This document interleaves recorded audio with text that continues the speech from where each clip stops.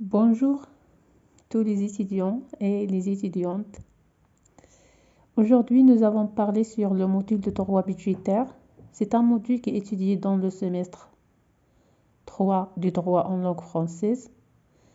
D'abord, nous avons présenté une petite définition et ensuite, nous avons parlé sur l'évolution du droit budgétaire et à la fin de cette séance, nous avons cité les sources du droit budgétaire et nous avons expliqué en arabe pour comprendre bien ce module. Définition du droit budgétaire. Parallèlement aux finances publiques, le droit budgétaire peut être défini comme l'ensemble des règles juridiques applicables à la prévision, l'autorisation et l'exécution des recettes et des dépenses de l'État. Le budget de l'État, donc composé des recettes et de dépenses.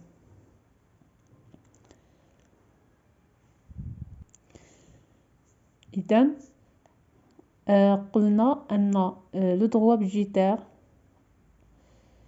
هو مجموع القواعد القانونية المطبقة على التوقعات والإذن والتنفيذ ديال الإيرادات والنفقات ديال الدولة.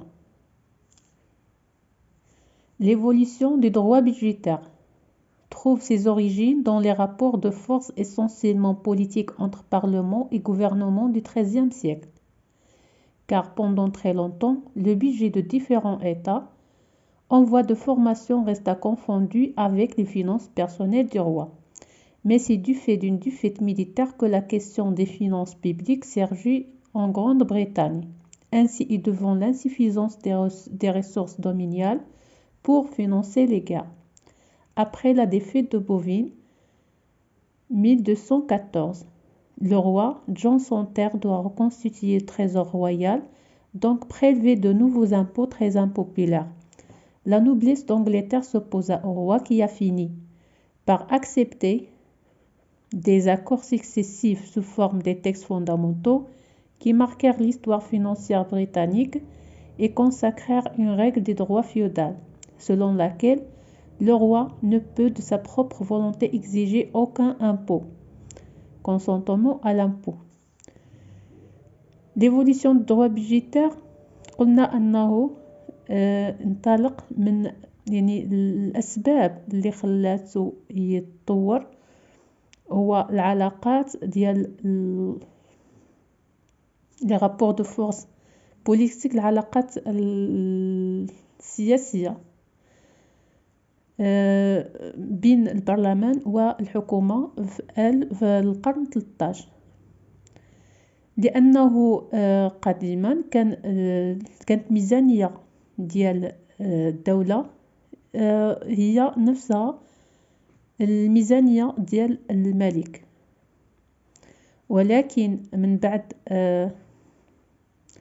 واحد الحرب اللي كانت وقعات في 1214 الملك ديال بريطانيا لو روا جون سونتير قرر أنه يزيد ضرائب على المواطنين باش يولي يجمع فلوس للخزينة ديال الدولة. ولكن الطبقة النبيلة ديال إنجلترا قديما رفضت هاد لي زامبو لأن شفتم أنهم يعني غير شرعيين، يعني ما منحقش الملك أنه يرفع الضرائب على المواطنين بدون موافقة ديال البرلمان. وهنا تكونت أول قاعدة اللي هي لو كونسونتمون à l'impôt par le parlement، يعني البرلمان ضروري ما يصادق على الميزانية ديال الدولة، ميزانية ديال يعني الضرائب، يعني أول قاعدة يعني ميزانية موافقة على الضريبة على الضرائب. قلنا les sources de droit budgétaire. يعني عندنا les sources de droit budgétaire. عندنا le premier texte, la Magna Carta, la Grande Charte de 1215. Il a été prévu dans l'article 12 que le roi ne pourrait lever des impôts qu'avec l'autorisation du Parlement. Ainsi a été constituée la première règle budgétaire, à savoir le consentement à l'impôt. Ce consentement est donné spécialement par le Parlement, qui a reçu ainsi le pouvoir de légiférer en matière fiscale. كي قلنا لا ماغنا كارتا يعني هو لا غروند شارت الميثاق الأعظم أو الغليظ كي يقولوا بالدارجة ولا بالعربية. في ديك لو بروميي تكست كان نص في داخل الفصل 12 أن الملك ما عندوش الحق يرفع ضرائب، يزيد شي ضرائب على المواطنين بدون موافقة البرلمان. وهنا تكونت لا بروميير ريغل بيجيتير ديال لو كونسونطمون على لامبو، الموافقة على الضريبة. هاد الموافقة تعطات خصيصا للبرلمان اللي أصلا عنده لو بوفوار دو ليجيفيري اون ماتيير فيسكال، يعني عنده السلطة ديال التشريع في السلطة ديال التشريع في الميزانية،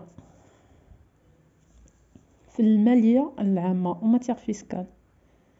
Deuxième texte, la pétition du droit de 1628, texte visant compléter la charte et étendre l'autorisation parlementaire à tous les impôts directs et indirects. يعني deuxième texte عندنا la pétition du droit ديال 2628.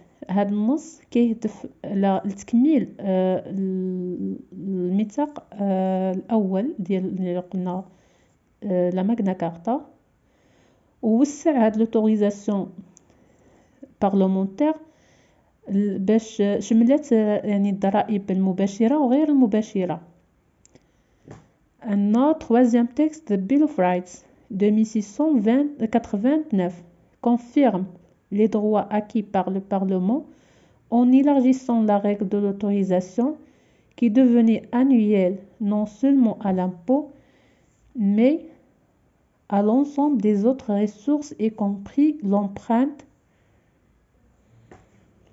يعني الفصل الثالث يعني التروازيام تكست، النص الثالث شنو قلنا أنه وسع la règle de l'autorisation وصبحت سنوية، ماشي غير على حساب لي زامبو ولكن على كل الصادرات، كل المصادر أو الصادرات بما فيهم القروض.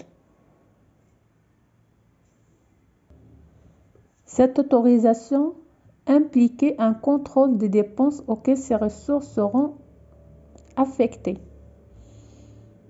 Cette évolution n'a pas concerné uniquement les règles et les procédés techniques et les moyens, mais aussi la conception même du droit budgétaire.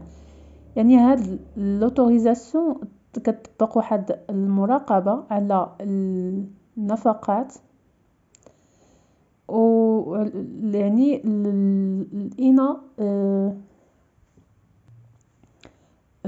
قلنا ان هاد لوتوريزاسيون كتطبق واحد المراقبه على هاد النفقات فين غادي توجه، يعني فين غادي نديروها.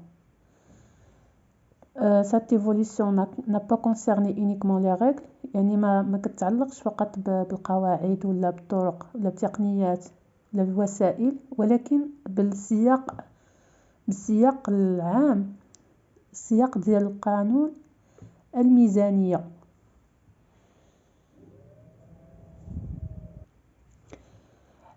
شنو قلنا يعني définition parallèlement aux finances publiques, le droit budgétaire peut être défini comme l'ensemble des règles juridiques applicables à la prévision, l'autorisation et l'exécution des recettes et des dépenses de l'État.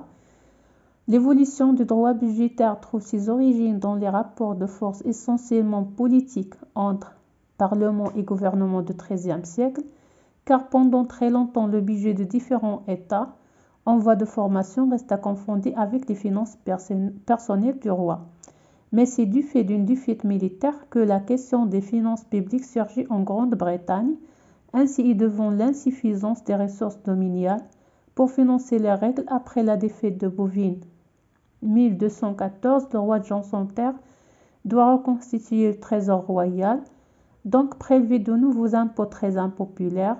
La noblesse d'Angleterre s'opposa au roi qui a fini par accepter des accords successifs sous forme des textes fondamentaux qui marquèrent l'histoire financière britannique et consacrèrent une règle du droit féodal selon laquelle le roi ne peut de sa propre volonté exiger aucun impôt, consentement à l'impôt.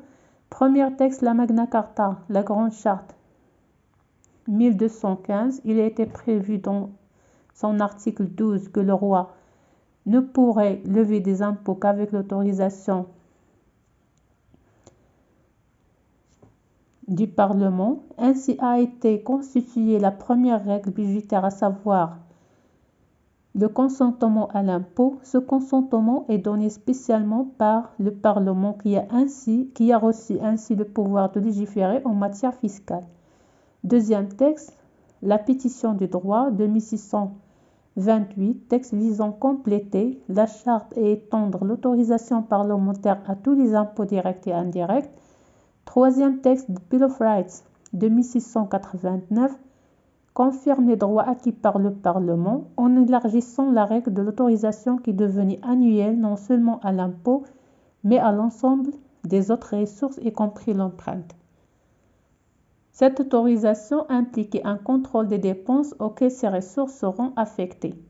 Cette évolution n'a pas concerné uniquement les règles, les procédés techniques et les moyens, mais aussi la conception même du droit budgétaire. Donc, c'est la définition du droit budgétaire, l'évolution du droit budgétaire et les sources du droit budgétaire. La séance prochaine, Inch'Allah, nous avons vu des étapes d'évolution du droit budgétaire. Nous avons expliqué un petit peu les étapes d'évolution du droit budgétaire et je vous souhaite bon courage à tous les étudiants et les étudiantes.